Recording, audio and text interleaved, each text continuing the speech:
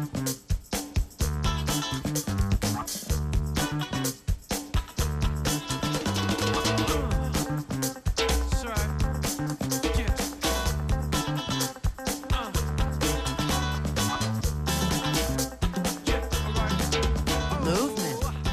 with weight loss, it's one of the many ways to fight osteoarthritis pain. For more information on managing pain, go to fightarthritispain.org.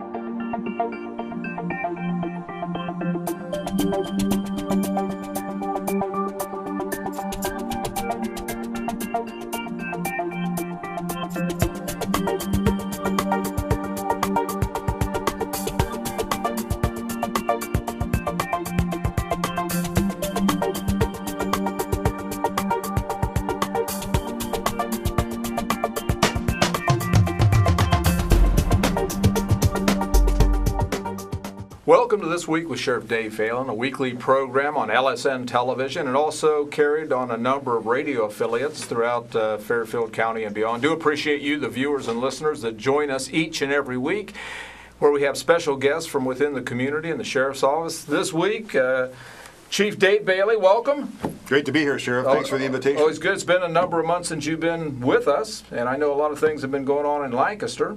Lots of changes and lots to talk about. Lots. And first of all, I'll be start with my condolences. I know you lost an officer here within the last month or so. We did. We lost Officer Randy Bartow. I think everybody knows by now that he was an extremely popular, extremely well-liked officer in our department, and we're struggling with that, but we do want to take a moment to thank you and your department for stepping up in such a big way on the Saturday of Randy's funeral. You know, we had almost 100% attendance from our department at the funeral. That would not have been possible but for the generosity of your department. As you know, your department stepped in and handled every phase of law enforcement for us during the entire time. So you had the county to watch and you had the entire city to watch on Saturday, and we very much appreciate that. Yeah, a few weeks ago I ran into one of our prisoners had been in our jail a number of times, and he stopped me on the street. He wasn't in jail now, but he stopped me and was talking about Randy, and he said just what a great guy he was and always treated him with a lot of respect, and it wasn't like I'm the officer, you're the criminal. He said the guy had a great deal of respect for him. Well, you've hit the nail right on the head there. That was Randy's gift. His courteous greetings, and he was extremely courteous, old school courtesy I called it. They weren't reserved for just the mayor and the sheriff and the chief and people in high positions around the community. They were for everybody, and he meant it. So he would greet the prisoner with the same courtesy that he would greet anybody, and that's why people really liked Randy. Now, you mentioned you had almost the entire police department there, civilians and officers. Has that ever happened since you've been the chief? That is something I can honestly say, probably sadly, with the sheriff's office, the only time I can remember is when we had a deputy killed in a car accident. We had the whole office together at one time. It just doesn't happen very often.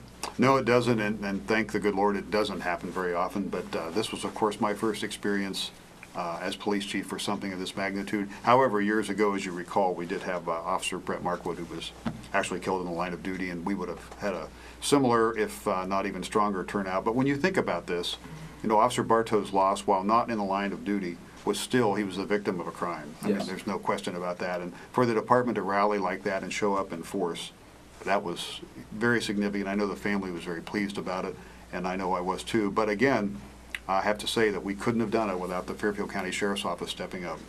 Well, we're glad to do it, and certainly you helped us recently with Vice President Biden's visit out to Rushville Middle School and an event, and then a few weeks before that, Governor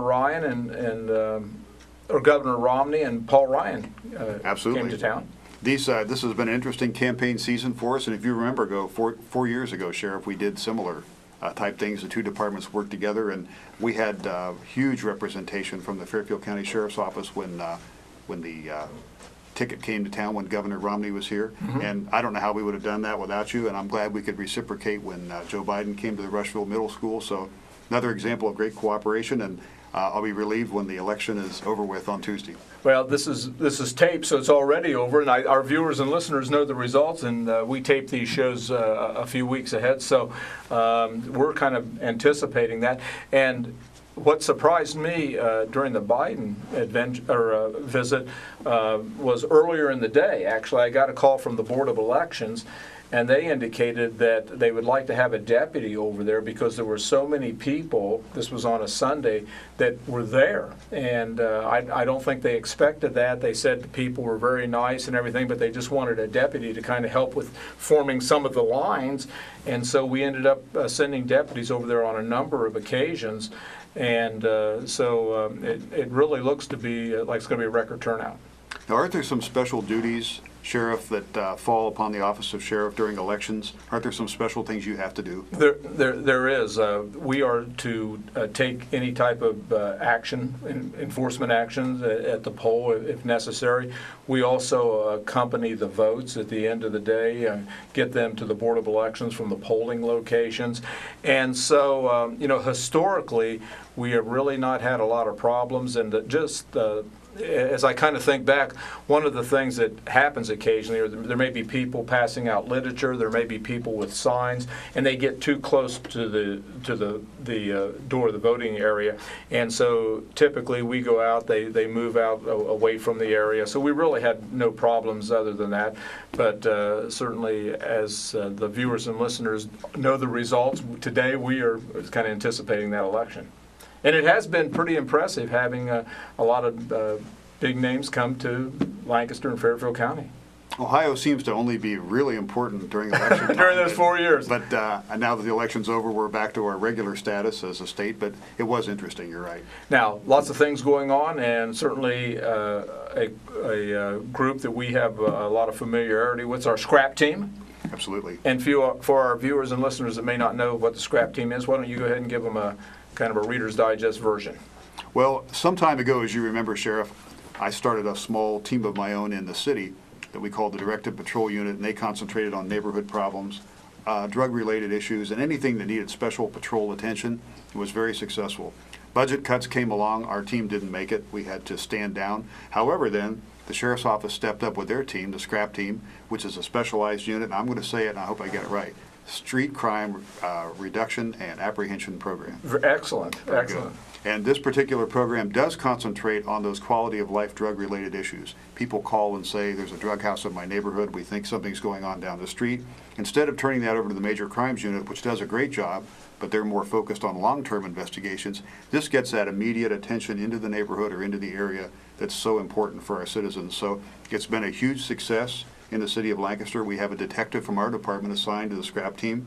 It's my hope to get more Lancaster police officers on the scrap team, and I can't tell you how much we appreciate it and how much great work it's done.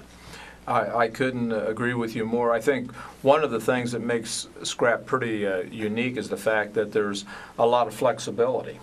And they have an opportunity, if they have information that's given to them, let's say that a car is supposed to be coming into Lancaster with drugs at 3 this afternoon, they can make that happen. They can get right out there, get set up, get the information, and go ahead, hopefully make the arrests. And they make arrests almost every single day. It's kind of amazing to me. And they've had a number of methamphetamine labs that they've done. Certainly they've taken a lot of marijuana grow operations out of the community. And the thing that I think is so great about scrap is folks want to feel safe, of course, in their homes and in their neighborhoods. They don't want that kind of a disturbance in their neighborhood. They don't want to think about a drug house in their neighborhood. And they don't really want to wait months and months for a long-term investigation, though that may be the way we have to go sometimes. With scrap being there within hours or days, I think it reinforces that law enforcement is trying to do whatever it can to reduce drug trafficking and drug offenses in our community. And I know that you and I have talked about this a number of times. I think there really has been some false information that is spread throughout the community and beyond that says that Lancaster, Fairfield County is one of the major drug hubs in the state and the nation, that there's more drugs here than any other place. But the reality is, by any measure, Fairfield County, Lancaster is a safe and secure community, a great place to raise a family. And I think the one thing that really separates us is we've done a really good job of letting people know what's going on, putting programs in place, and taking a very aggressive enforcement posture on this. I'm so happy you brought this up because it is one of my favorite topics. You're 100% right. We've been honest in this community. Our community leaders across the board, our law enforcement officials, nobody's in denial. We do have a problem. We're willing to deal with it, and we are making strides. However, you're right. When these stories got out there, they were repeated and then re-repeated, and before you know it, it was kind of the classic fishing story.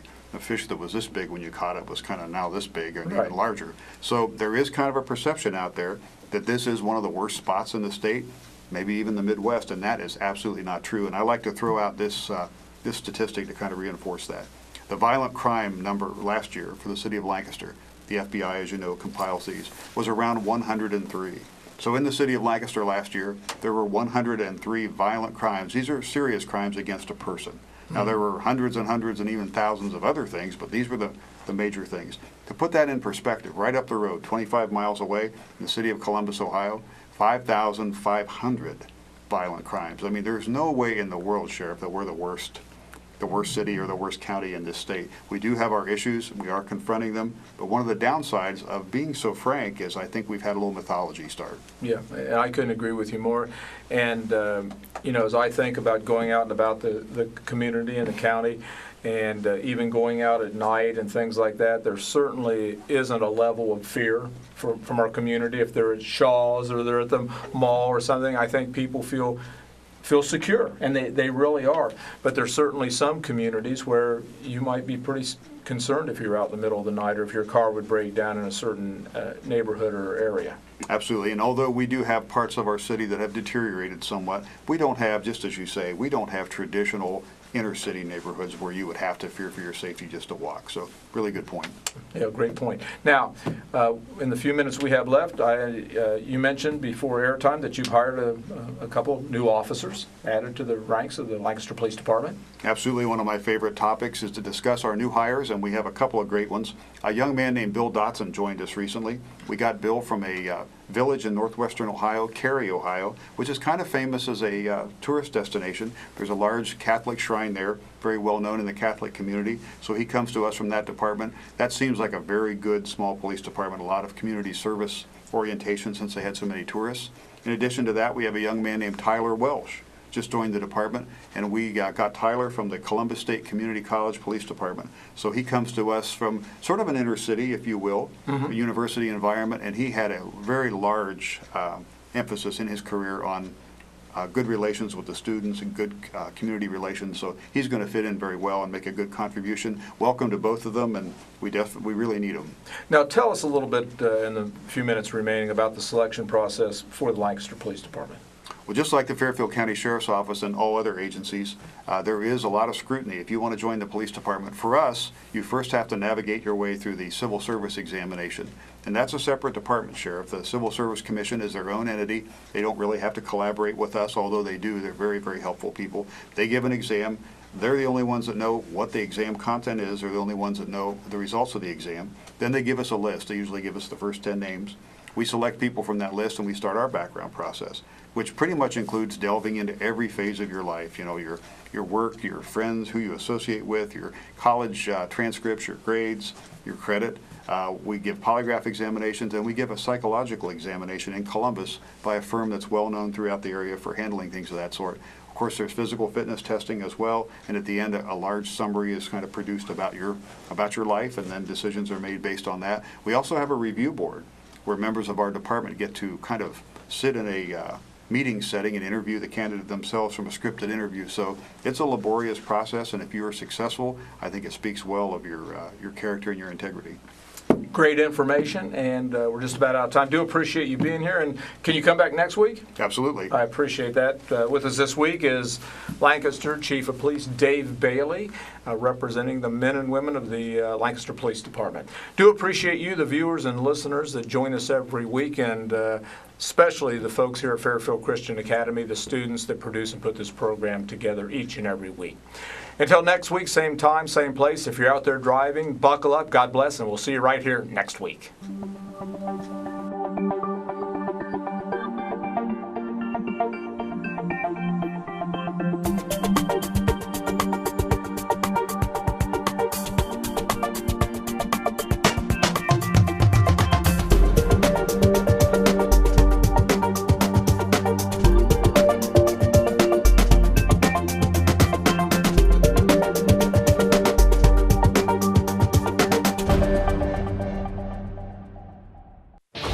gets you moving. Because when you get moving an hour a day, You'll have the energy to skate through anything. So whether you like to work the half pipe, Kick the soccer ball around. or ride your bike. carve out some time every day to get moving. But do it your way. Because it can be whatever you want it to be. Just get active. Wrap it up. Move it your way and be a player. Get up and play an hour a day, Doc. Check out how to be a player at letsmove.gov. Head online to get tips on great ways to get moving every day. That's www.letsmove.gov.